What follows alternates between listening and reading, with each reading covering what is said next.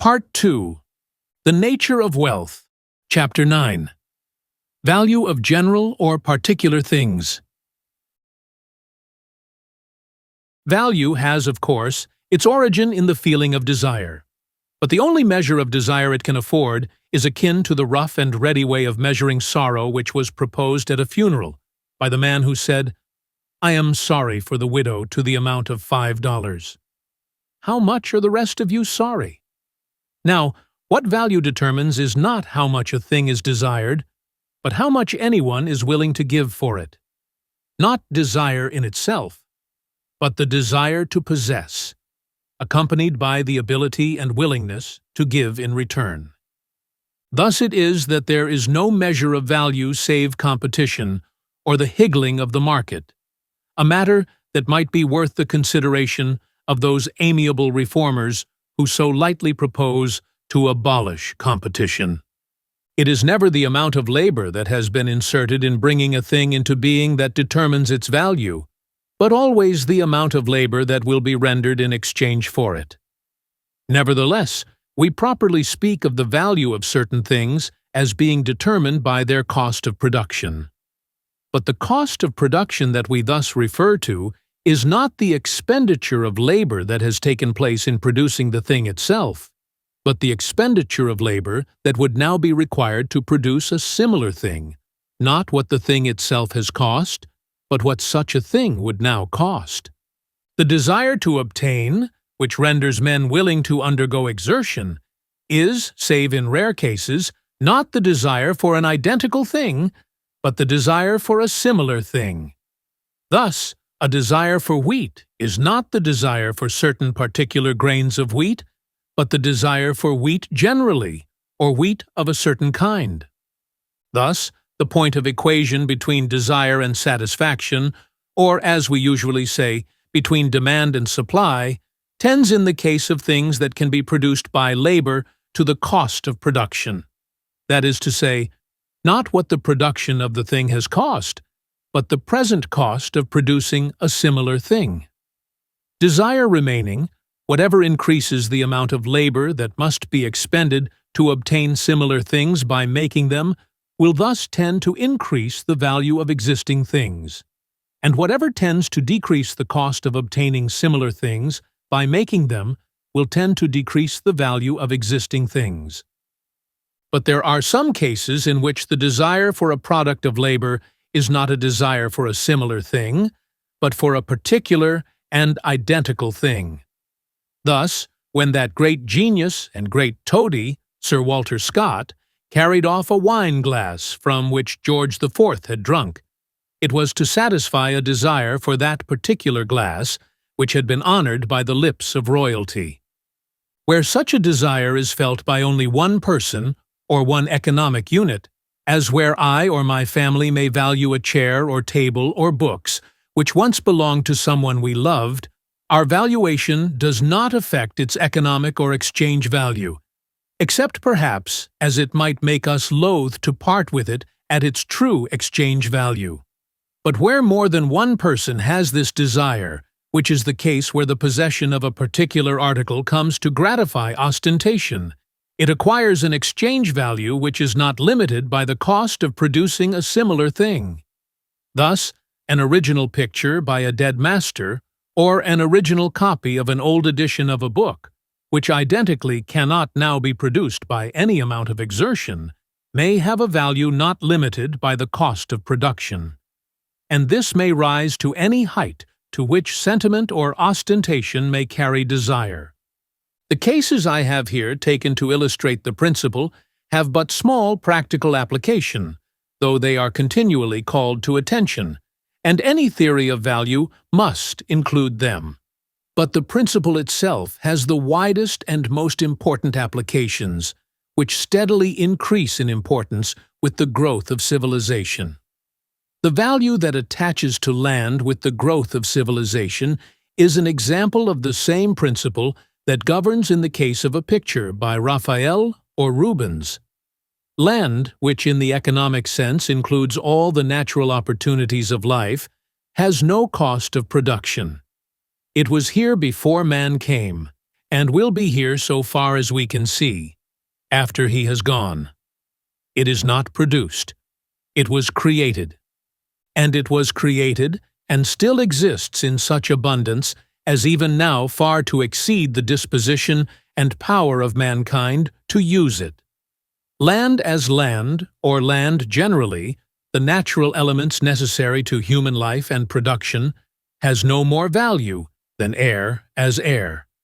But land in special, that is, land of a particular kind or in a particular locality, may have a value such as that which may attach to a particular wine glass or a particular picture or statue, a value which, unchecked by the possibility of production, has no limit except the strength of the desire to possess it.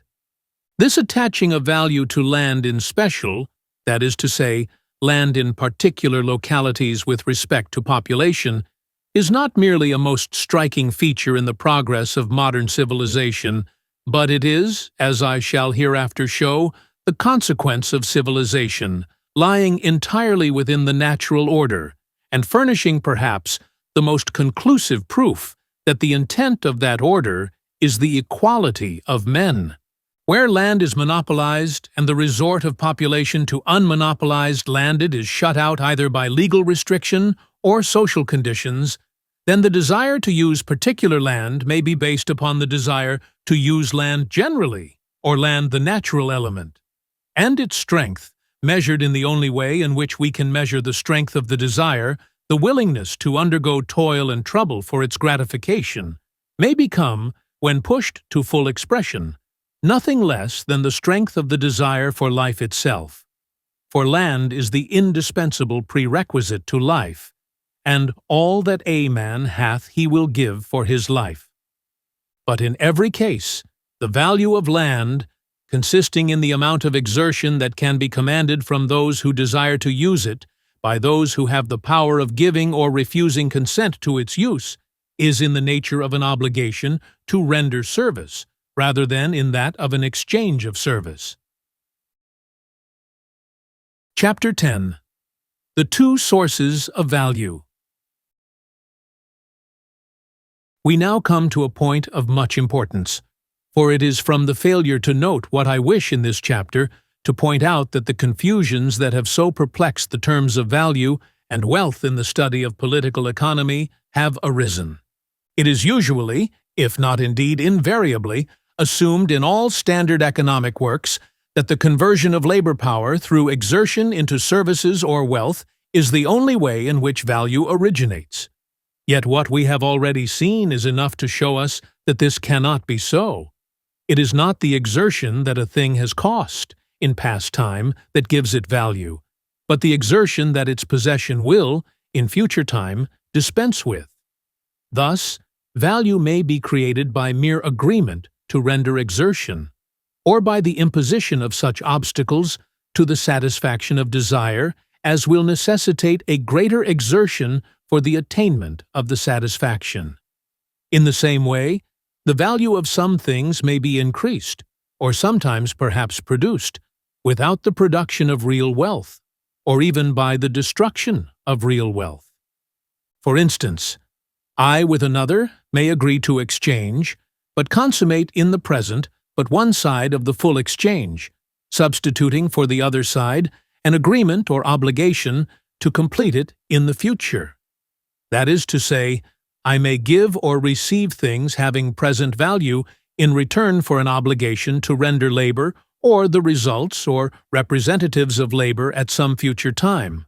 Or both of us may exchange similar obligations. The obligations thus created may, and frequently do, at once assume value and become exchangeable for exertion or the results of exertion. Or a government or joint stock company may issue obligations of the same kind, in the form of bonds or stock, which may at once assume a value dependent, as in the case of an individual, upon the strength of the belief that the obligations will be faithfully redeemed. There is in all this no increase of wealth, but there is creation of value, a value arising out of obligation and dependent entirely upon expectations, but still a value, an exchangeable quantity, the possession of which could command through exchange other valuable things. Now, in an individual economy, which takes cognizance only of the relations of the individual to other individuals, there is no difference between these two kinds of value. Whether an individual has the power of commanding exertion from others because he has added to the general stock, or simply because he holds the power of demanding exertion from others, makes no difference to him or to them. In either case, he gets and they give. But in political economy, which is the economy of the society or the aggregate, there is a great difference. Value of the one kind, the value which constitutes an addition to the common stock, involves an addition to the wealth of the community or aggregate, and thus is wealth in the politico-economic sense. Value of the other kind, the value which consists merely of the power of one individual to demand exertion from another individual, adds nothing to the common stock. All it effects is a new distribution of what already exists in the common stock, and in the politico-economic sense, it is not wealth at all. In the development of political economy from Adam Smith, these two totally different kinds of values have been confused in one word. This difficulty might have been avoided in the beginning by giving the two kinds of values separate names, but the word value has so long been used for both that the best a science of political economy can do now is to distinguish between value of the one kind and value of the other kind. However, it is necessary to attempt. The best thing I can do is to distinguish value, not as one, but as of two kinds. By a clear distinction, the various ways in which value may originate embrace one, the value which comes from the exertion of labor in such a way as to save the future exertion in obtaining the satisfaction of desire, and two, the value which comes from the acquisition of power on the part of some to command or compel exertion on the part of others, or, which is the same thing, from the imposition of obstacles to the satisfaction of desire that render more exertion necessary to the production of the same satisfaction. Value arising in the first mode may be distinguished as value from production, and value arising in the second mode may be distinguished as value from obligation. For the word obligation is the best word I can think of to express everything which may require the rendering of exertion without the return of exertion. Value in the sense of exchange value, the only sense in which it can properly be used in political economy, is one and the same quality, just as the water that flows through the outlet of the Nile or Mississippi is one and the same stream. But as we distinguish the sources of these waters as the White Nile and the Blue Nile, or as the Upper Mississippi, the Missouri, the Ohio, etc., so may we distinguish, as to origin, between value from production and value from obligation. The term value from obligation will at once be recognized as including an immense body of the values dealt with by banks, stock exchanges, trust companies, or held by private individuals, and which are commonly known as obligations or securities. But it may require a little reflection to see how much else there is that has value, which is really value from obligation. All debts and claims of whatever kind, all special privileges and franchises, patents, and the beneficial interests known as goodwill, insofar as they have it as value from obligation. The value of slaves wherever slavery exists, and only a few years ago, the market value of slaves in the United States was estimated in round numbers at $3,000 million, is clearly a value of obligation, springing not from production, but from the obligation imposed on the slave to work for the master. So too with the value of public pensions and the incumbency of profitable offices and places, when they are made matters of bargain and sale, which is, in some cases, yet done in England, and which is, I fear, to a still larger extent, yet done in the United States, though surreptitiously. Among the valuable assessments of the larger landholders of feudal times was the right of holding markets, of keeping dovecotes, of succeeding in certain instances to the property of tenants, of grinding grain, of coining money, of collecting floatwood, etc. The values of these were clearly values from obligation. But that they have passed insensibly into the single right of exacting a rent for the use of land is proof that the value of this right, the right, as it is called, of private ownership of land, is in reality of value from obligation. This power to command labor without the return of labor constitutes, on the other side, an obligation, and it is this that gives it value. Thus, a verbal promise, a bank account, a promissory note, or any other instrument of indebtedness, an annuity, an insurance policy, things which frequently have value, derive that value from the fact that they express an obligation to render exertion to the holder or assignee without return.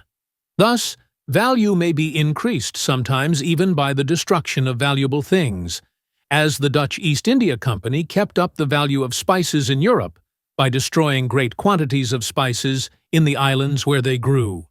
And as our protective tariff makes certain things more valuable in the United States than they would otherwise be by imposing fines and penalties on bringing them into the country. Or as strikes, as we have recently seen in England and in America, may increase the value of coal or other products, or as a drought, which causes great loss of the corn crop over wide areas, may increase the value of corn, or as a war which lessens the supply of cotton in England may increase the value of cotton there. All such additions to value are value from obligation, which can no more affect the general stock than can what Jack wins from Tom in a game of cards. But the most important of these additions to value which do not increase wealth are unquestionably to be found in land value, the form of value from obligation which in the progress of mankind to civilization tends the most rapidly to increase, and which has already in the modern world assumed perhaps more than the relative importance that slavery once held in the ancient world. In England or the United States or any other highly civilized country, this importance is already so great that the selling value of the land equals the selling value of all improvements and personal property, while it is the one thing which the natural progress of society, in short, all improvements of whatever kind, tend constantly to augment. Yet this value is not part of wealth in the economic sense, and this is a reason that neither Adam Smith nor those who succeeded him, however much they may have differed as to Tweedledum and Tweedledee, has realized the true character and dual nature of value. For to recognize that is to come to the conclusion of the physiocrats that, in the economic sense, land is not wealth. And this involves a revolution, a beneficent revolution, greater than the world has yet seen. Yet it is perfectly clear. Let us go back in thought to our imaginary Isle of Eden, and suppose that its discoverers, instead of making merchandise of the inhabitants themselves, had done at once what the American missionaries did gradually in the Hawaiian Islands, made themselves owners of the island, and with power to enforce their claim by punishment, had forbidden any islander to pluck of a tree or drink of a spring without their permission. Land before valueless would at once become valuable, for the islanders, having nothing else to give, would be compelled to render exertion, or the products of exertion, for the privilege of continuing in life.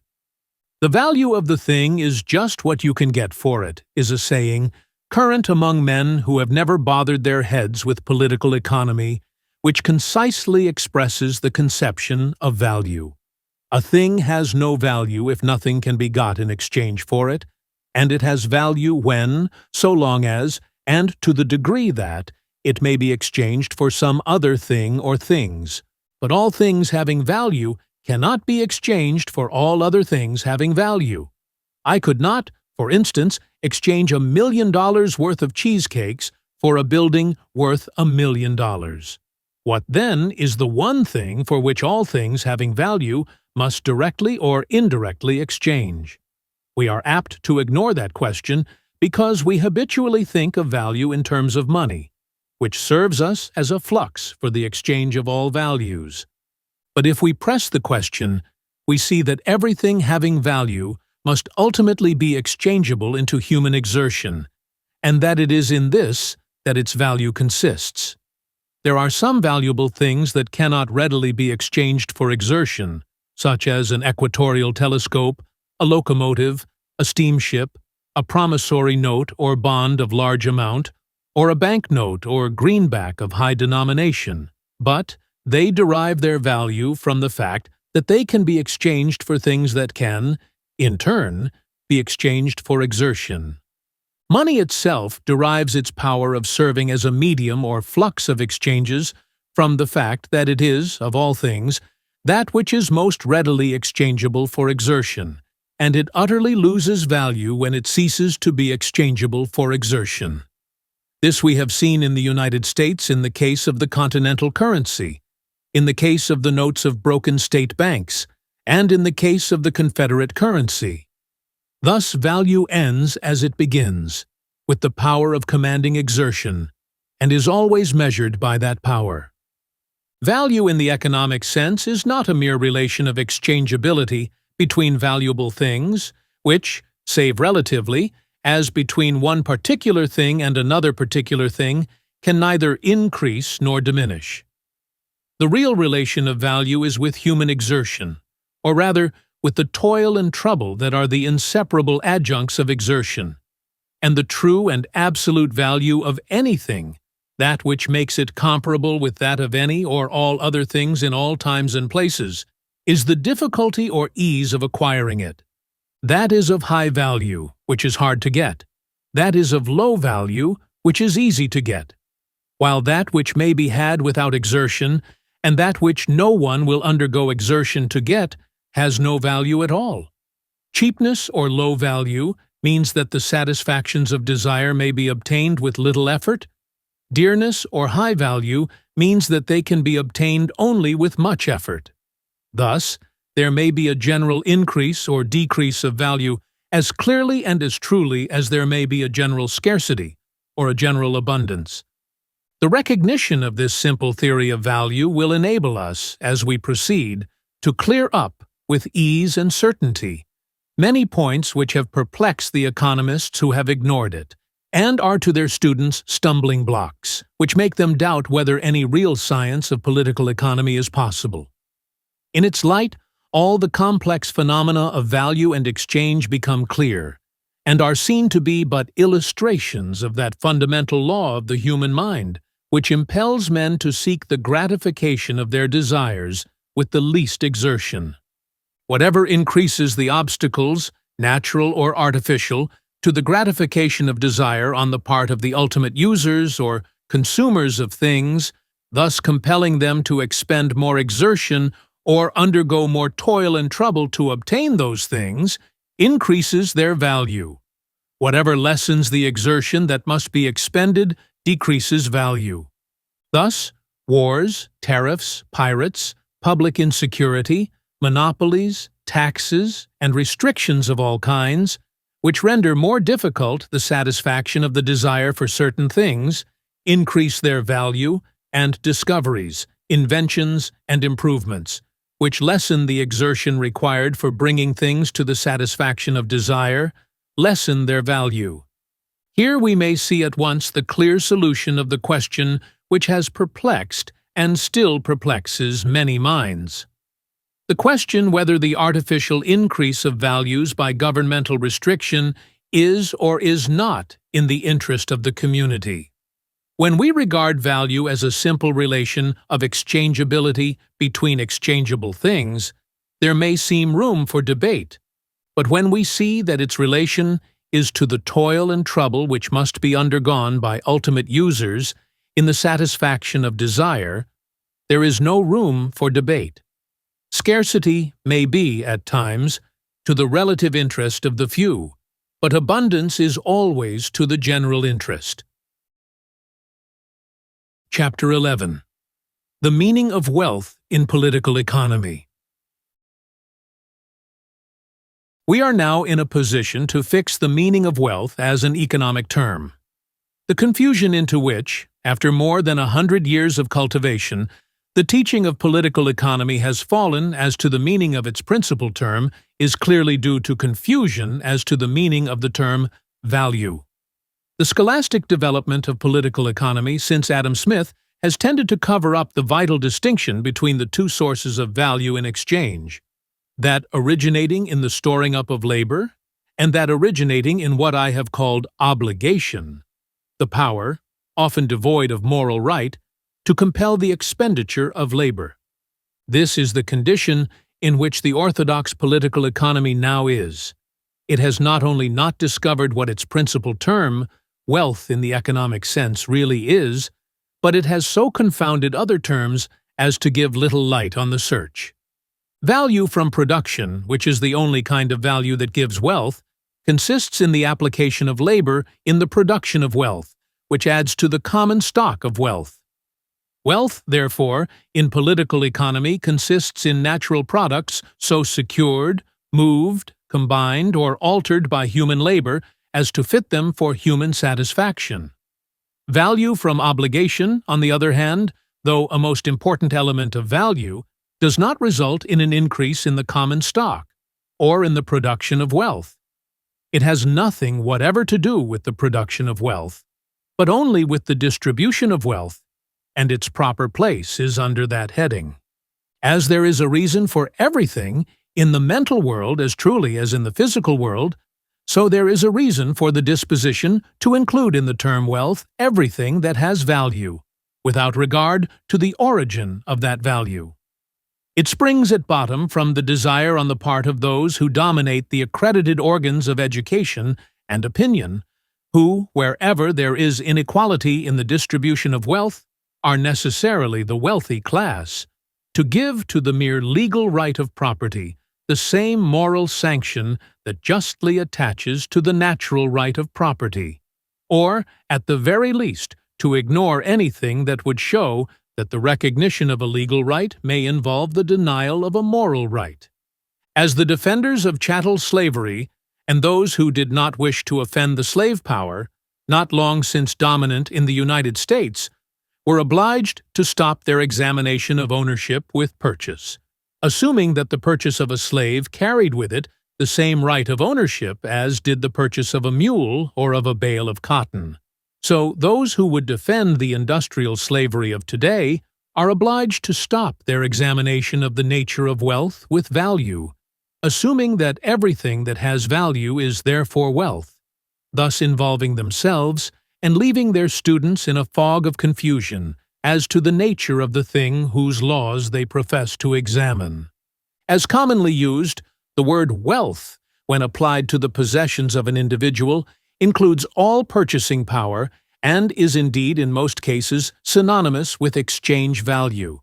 But this use of the word is really representative, like the similar use we make of the word money. We say that a man has so much money, without meaning that he has in his possession so much actual money. We mean only that he has what would exchange for so much money. Such representative use of the word money, or of the terms of money, does not, in everyday affairs, in the least, confuse us as to the real meaning of the word. If asked to explain what money is, no one would think of saying that sheep and ships, and lands and houses are money, although he is in the constant habit of speaking of their possession as the possession of money. So it is with the common use of the word wealth. In the economy of individuals, to which our ordinary speech usually refers, the word wealth is commonly applied to anything having an exchange value as between individuals. But when used as a term of political economy, the word wealth must be limited to a much more definite meaning. Many things are commonly spoken of as wealth in the hands of the individual, which, in taking account of collective or general wealth, cannot be included. Such things are not really wealth, inasmuch as their increase or decrease does not affect the sum of wealth. Such are bonds, mortgages, promissory notes, or other stipulations for the transfer of wealth. Such are franchises, which represent special privileges, accorded to some and denied to others. Such were slaves, whose value represented merely the power of one class to appropriate the earnings of another class. Such are lands or other natural opportunities, the value of which results from the acknowledgement in favor of certain persons of an exclusive legal right to their use and the profit of their use. An increase in the value of bonds, mortgages, notes, or bank bills cannot increase the wealth of a community that includes those who promise to pay as well as those who are entitled to receive. Increase in land values does not represent an increase in the common wealth, for what landowners gain by higher prices, the tenants, or ultimate users, who must pay them, are deprived of. And all this value which, in common thought and speech, in legislation and law, is undistinguished from wealth, could, without the destruction or consumption of anything more than a few drops of ink and a piece of paper, be utterly annihilated. By enactment of the sovereign political power, debts might be cancelled, franchises abolished or taken by the state, slaves emancipated, and land returned to the general usufructuary ownership of the whole people, without the aggregate wealth being diminished by the value of a pinch of snuff, for what some would lose, others would gain. There would be no more destruction of wealth than there was creation of wealth when Elizabeth Tudor enriched her favorite courtiers by the grant of monopolies, or when Boris Godunov made Russian peasants into merchantable property. All articles of wealth have value.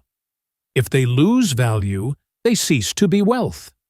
But all things having value are not wealth, as is erroneously taught in current economic works. Only such things can be wealth, the production of which increases and the destruction of which decreases the aggregate of wealth.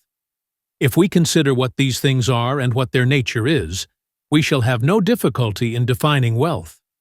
When we speak of a community increasing in wealth, as when we say that England has increased in wealth since the accession of Victoria, or that California is now a wealthier country than when it was a Mexican territory, we do not mean to say that there is more land, or that the natural powers of the land are greater, for the land is the same, and its natural powers are the same.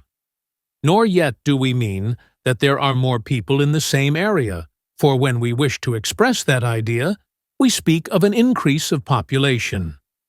Nor yet do we mean that the debts or dues owed by some of these people to others of their number have increased, but we mean that there is an increase of certain tangible things, having a value that comes from production, such as buildings, cattle, tools, machinery, agricultural and mineral products, manufactured goods, ships, wagons, furniture, and the like.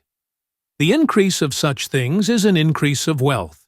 Their decrease is a lessening of wealth, and the community that, in proportion to its numbers, has the most of such things is the wealthiest community. Thus, wealth, as alone the term can be used in political economy, consists of labor impressed upon matter in such a way as to store up, as the heat of the sun is stored up in coal, its power to minister to human desires. Nothing that nature supplies to man without the expenditure of labor is wealth, nor yet does the expenditure of labor result in wealth unless there is a tangible product which retains the power of ministering to desire. Nor yet again can man himself, nor any of his powers or capabilities, nor any obligation to bestow labor or yield up the products of labor from one to another, constitute any part of wealth. Nature and man, or, in economic terminology, land and labor, are the two necessary factors in the production of wealth. Wealth is the result of their joint action. And though Adam Smith nowhere formally defined wealth, being mainly occupied with showing that it did not consist exclusively in money or the precious metals, and though incidentally he fell into confusion in regard to it, yet, As may be seen from the passages in The Wealth of Nations before quoted, this was his idea of wealth when he came to look at it directly. The idea of products of labor, still retaining the power, impressed upon them by labor, of ministering to human desire. Now, in our common use of the word wealth, we make no distinction between the various kinds of things that have value, as to the origin of that value, but class them all together under the one word, wealth, speaking of the sum of value which an individual may have at his command as his wealth, or sometimes as his money. This metaphorical use of words is so embedded in common speech that it would be hopeless to object to it in common usage. Chapter 12. The Genesis of Wealth. It is so all-important that we should know precisely and certainly just what the chief factor of political economy, wealth, is, so that we may hereafter be in no doubt whatever about it, but may confidently reason from our knowledge of its nature, that I propose to reinforce all that has been said by showing just how wealth originates and what in essence it actually is. Wealth is a result of human exertion. But all human exertion does not result in wealth. Not merely is there failure and misadventure in the application of effort to the production of wealth, but the production of wealth is not the only purpose of human effort. All human actions proceed from desire and have their aim and end in the satisfaction of desire.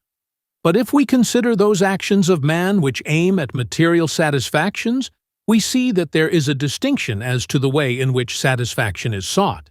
In some, the satisfaction sought is direct and immediate. In others, it is indirect and delayed. To put myself in imagination in the position of my most remote ancestor, I am moved by the desire we call hunger or appetite, or it is aroused in me by the sight of a tree laden with fruit. I pluck and eat the fruit, and I am satisfied. Or I feel the desire called thirst, and a stooping down to a spring, I drink, and am again satisfied. Action and satisfaction are in such cases confined to the same person, and the connection between them is direct and immediate. Or, my wife is with me. She feels the same desires, but is not tall enough to pluck the fruit, and cannot as well climb a tree, or so readily stoop to the spring. So, I pluck the fruit that she may eat, and hollowing my hands, give her to drink. These are the ways in which, in nearly all cases, the animals satisfy their desires. There is nothing in their actions which goes beyond the direct and immediate satisfaction of desire. The cow that has browsed all day, or the bird that has brought worms to her young has done nothing towards the satisfaction of a desire that will recur tomorrow. In such cases, there is no suggestion of anything we would call wealth, and in a world where all human desires were satisfied in this direct and immediate way, there would be no wealth, no matter how great the activities of man or how abundant the spontaneous offerings of nature for the satisfaction of his desires. But man is a reasoning being who looks beyond the immediate promptings of desire and who adapts means to ends. An animal would merely eat of the fruit or drink of the spring to the full satisfaction of present desire. But the man might, after satisfying his immediate desire, carry off with him some of the fruit to ensure a like satisfaction on the morrow, or with a still longer prevision plant its kernel with a view to satisfaction in future years. Or with a view to the future satisfaction of thirst, he might enlarge the spring or scoop out a vessel in which to carry water, or dig a channel, or construct a pipe. In such cases, action would be spent not in the direct and immediate satisfaction of desire, but in the doing of what might indirectly and in the future aid in satisfying desire. The essential character of wealth is that of the embodiment or storage in material form of action, aiming at the satisfaction of desire, so that this action obtains a certain permanence, a capability of remaining for a time, as at a stopping place, whence it may be taken, either to yield satisfaction to desire or to be carried forward towards the satisfaction of desire, requiring yet more effort. Thus, for the satisfaction of desire by the eating of bread, effort must first be expended to grow the grain, then to harvest it, and then to grind it into flour, then to bake the flour into bread. At each of these stages, there is an increment of wealth. That is to say, some part of the effort required to reach the point of yielding the final satisfaction has been accomplished, and is tied or stored in concrete form, so that what has been gained towards the final result may be utilized in the remaining stages of the process. Grain is an article of wealth, expressing the effort necessary in growing and harvesting, in such form that it may be from thence carried forward to the satisfaction of desire, either by feeding it to domestic animals, converting it into starch or alcohol, etc., or by turning it into flour and making bread. Flour, again, is an article of wealth embodying the effort necessary to the production of grain and the further effort required in grinding. And bread, an article of wealth embodying that and the additional effort required in baking, in a form in which consumption will give the satisfaction to desire of which bread is capable. The idea of wealth cannot be reduced to that of satisfaction, since even when the intent and the result of the effort is a satisfaction of the desire on the part of the expender of the effort, there is necessarily an intermediate step in which the expended effort pauses or is stored up for an interval in concrete form, and whence it may be released not merely to satisfy the desire of the expender of the effort, but that of another as well. If I pluck fruit today for the satisfaction of tomorrow's appetite, the satisfaction I then obtained when eating it would not be to me the direct result of an effort, but would yield me satisfaction as a result of a service of which I myself would be the direct beneficiary, but still no less truly a service than it would be in the case of my wife, were she the recipient of the satisfaction. Thus, if we wish to bring the idea of wealth into a larger generalization, the term of widest inclusiveness that we could select would be a word which would express the idea of service without limitation as to mode. The essential idea of wealth is really that of service embodied in material form, and all our enjoying of wealth, or exchanging of wealth, or giving of wealth, or updating of wealth is really at bottom the adjoining or exchanging or giving or updating of service, a word which involves the possibility of distinction in person between the exerter of effort and the recipient of the final satisfaction, which is its aim. In the first and simplest form of service, that in which the recipient gets directly the satisfaction brought about by the action, and to which, for the sake of distinction, the term service should be reserved, though it is capable of being given, received, and exchanged, is so capable only within very narrow limits, since the action is spent in such direct service and is over and done, whereas in action resulting in wealth the action is not spent, but is stored in intermediate and material form, to be spent in gratification when required. In direct service, the power of human action to satisfy human desire is like the exertion of the power of electricity in the lightning flash.